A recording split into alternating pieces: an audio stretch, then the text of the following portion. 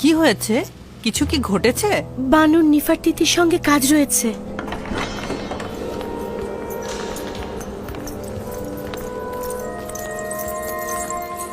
দরুদ মহামান্য বাদশাহ ও আমার খোদাবন্দ জনাব আমিন হতেব। আমি অদ্বিতীয় ও শক্তিশালী খোদার সন্ধানে রয়েছি, আর বানুর নিফারতিতি আমার মতন একজন অক্ষমকে নিজের খোদাবান হিসাবে ভূষিত করছে। আপনার বিশ্রামের ব্যাঘাত ঘটাবার জন্য আমি দুঃখিত, কিন্তু একটি গুরুত্বপূর্ণ বিষয় শুনেছি যেটা আপনাকে বলা দরকার বলে মনে করছি। শুনছি। এখনই খবর পেলাম যে ইবাদতখানার খাদেম ইউজারসিফকে হত্যা করতে যাচ্ছে। কখন, কোথায়, কিভাবে? ইউজারসিফ কোথায়? আমি এগুলো জানি না, শুধু খবর পেলাম যে তাকে হত্যা করার নীল নকশা করা হয়েছে। যে কোনো মুহূর্তে ইউজারসিফের যান বিপন্ন হতে পারে। তুমি এগুলো কোথা থেকে জানলে? বানুতির খাদেম নিজে শুনেছে। খাদেম হাপুকি আপনার আম্মাজানের সাথে গোপনে এই কথা বলেছে। ইউজারসিফকে আমার কাছে নিয়ে এসো, দ্রুত।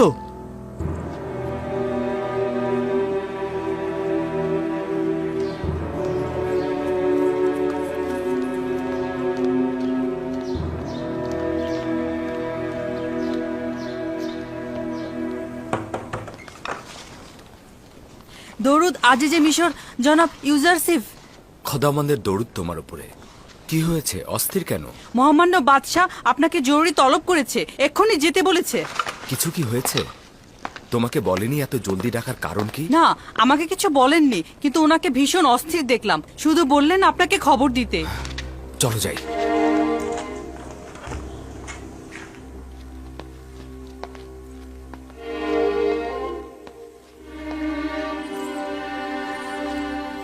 দরুদ আমার মহামান্য বাদশাহ আমেন হতেব। শুনলাম ইবাদতখানার খাদেম তোমার জন্য নীল নকশা এঁকেছে। এখনো এমন কিছু ঘটেনি আলী জনাব, আপনি আমাকে নিয়ে চিন্তা করবেন না। মহামান্য বাদশাহ, আমরাও কিছু বিক্ষিপ্ত কারণ শুনেছি। সেটা সত্যি খুব বিপজ্জনক এবং চিন্তার বিষয়। আজই খাদেম হাপুপিকে দেখলাম বানুতির কাছে এসেছেন এবং রাজমহলের একজন প্রহরীর সঙ্গেও কথা বলছিল।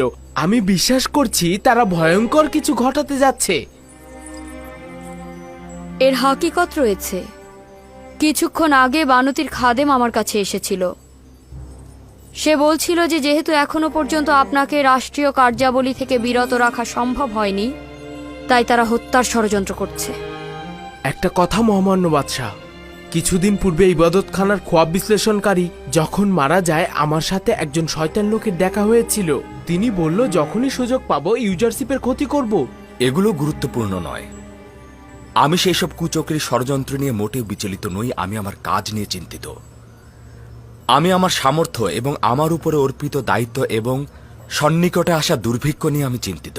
আমার মরহুম আব্বাজান শুধুমাত্র আমুনের খাদেমদের বিরোধী ছিল, কিন্তু আমি আমুন এবং আমুনের খাদেমদের বিপক্ষে রয়েছি। এই আইন যত দ্রুত সম্ভব নিশ্চিহ্ন হয়ে যাক। আমি যত দ্রুত সম্ভব এই বিষয়ে চূড়ান্ত সিদ্ধান্ত নিব। আগামীকাল দেরিও হয়ে যেতে পারে। যদি শামশিরকে কোনো কারণে বাইরে নিয়ে আসা হয়, তবে সেটা তার মালিকের জন্য বিপদ ডেকে নিয়ে আসে। ইবাদতখানার বিরুদ্ধে ছোট্ট একটি পদক্ষেপ জনগণকে আমাদের বিরুদ্ধে খেপে তুলতে পারে। অপরদিকে আমুন মন্দিরে রক্ষিত বিশাল ধন সম্পদ দ্বারা হাজার হাজার মানুষকে মিশরের হুকুমতের বিরুদ্ধে খেপিয়ে তোলা সম্ভব।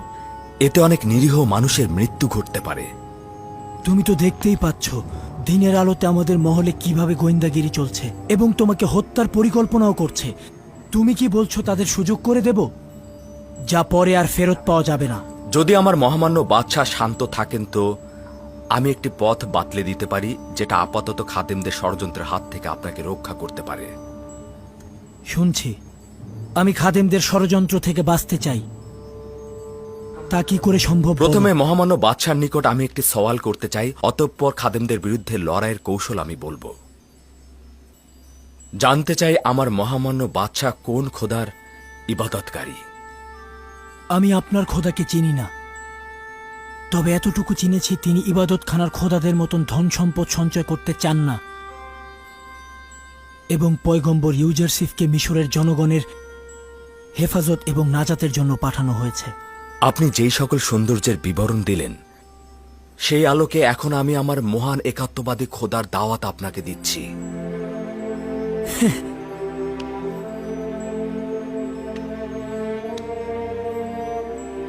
কোনো প্রয়োজন নেই,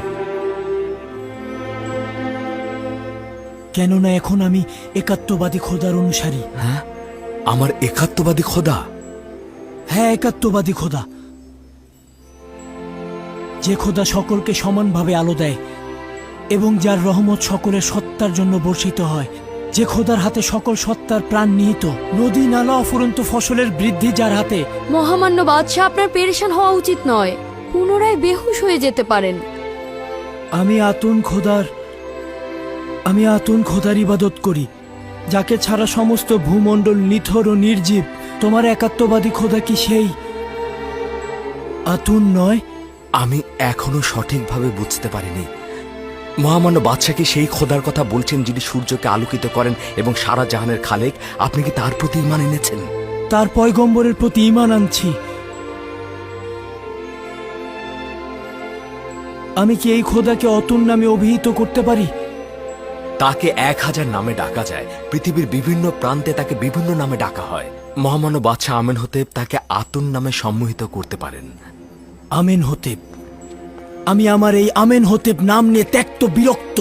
আমি আমুনের নাম নিয়ে ত্যক্ত। আমি আতুনের ইবাদত করি। আমার নাম এখন থেকে অখনাতুন। অসম্ভব সুন্দর নাম, অতুন ইবাদতকারী, অখন আতুন, অখনাতুন। আগামীকাল থেকে নিজের দিন জাহির করব। সবাই জানুক এখন থেকে আমার নাম অখনাতুন। একাত্মবাদী অদৃশ্য খোদার ইবাদত করি এবং সকলকে বলবে যেন একাত্মবাদী খোদার ইবাদত করে এবং মিশরের অসংখ্য খোদার সাথে সম্পর্ক ছেদ করে যেন তাদের ধ্বংস করা হয়। আমি আপনার নাম ও একাত্মবাদী খোদার ইবাদত সম্পর্কে সহমত পোষণ করছি, কিন্তু জনগণের জন্য একাত্মবাদী খোদার ইবাদত বাধ্যতামূলক এবং তাদের আইন ধ্বংসকে কল্যাণকর মনে করছি না। কেন নয়? এতে করে আপনি জনগণের বিরোধিতার সম্মুখীন হবেন। লোকজন এখনো আমুনকে ভালোবাসে, আর আপনি যদি নিজের নাম ও আইন পরিবর্তন করেন তবে লোকজন দ্বিধাগ্রস্ত হবে, কেননা আপনাকে তারা তাদের খোদার পুত্র মনে করে। এতে আমুনের প্রতি আপনার দুর্বলতা প্রকাশিত হবে, আর অনেকেই হয়তো আপনার পথ অনুসরণ করবে। এই পরিস্থিতিতে ইবাদতখানার খাদেমগণ আপনার নাম পরিবর্তনে রাগান্বিত হবেন। তা তো অবশ্যই হবে। আমি চাইছি এই নাম ও আইন পরিবর্তন একটি আনুষ্ঠানিক প্রক্রিয়ার মাধ্যমে সকল জনগণের সম্মুখে আঞ্জাম দেয়া হোক এবং মিশরের সকল জনগণকে তা অবহিত করা হোক। এটি খাদেমদের আতঙ্কের মধ্যে ফেলে দেবে, কারণ বাদশার আইন পরিবর্তন মানে আমুনের অমর্যাদা। এভাবে ক্রমান্বয়ে রাজমহলে আমুনের ইবাদতখানা বন্ধ করে দিব এবং বানু ও নিফারদিতিকে একাত্মবাদী খোদার ইবাদতে আনব। এভাবে ক্রমান্বয়ে ইবাদতখানার খাদেমদের রাজমহলে প্রভাব কমে যাবে। এই প্রক্রিয়ার কারণে জনাব ইউজারশিপের প্রতি অবশ্যই হুমকি আসবে, কেননা এই ঘটনার জন্য জনাব ইউজারশিপকেই দোষারোপ করা হবে। চিন্তা করো না ইরানুস, খোদাবন্দ আমার হেফাজত করবে। জনাব ইউজারশিফ, খোদাবান নিজের পয়গম্বরকে হেফাজত করছেন। খোদাবান তার পাহারায় আছেন। তার মানে এই নয় যে আমরা তার পাহারায় থাকব না। আমরা আমাদের পয়গম্বরের হেফাজত করব। তাকে কখনোই একাকী ছাড়বে না।